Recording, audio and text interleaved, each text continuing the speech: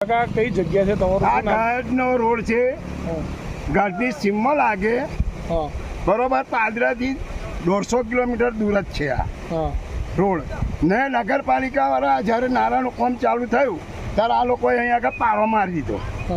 જ્યારે તોય હું એમને કહું છું કે જો વરસાદ ભારે પડશે તો આ ગામમાં પાણી પહેવાનું છે.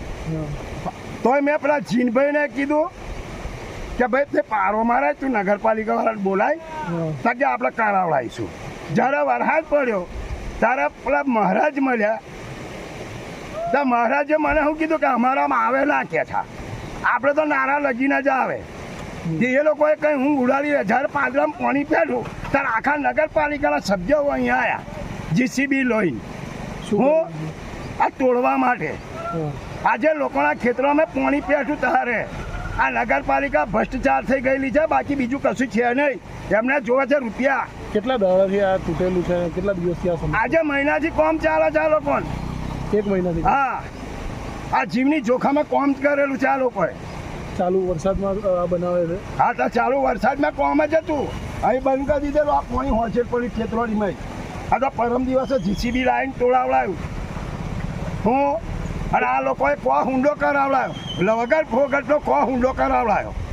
કંઈ કોહમે પાણી ભરાઈ રહેતું નહીં, ઉડતું કોહમે પાણી વધારે ભરાઈ ગયું.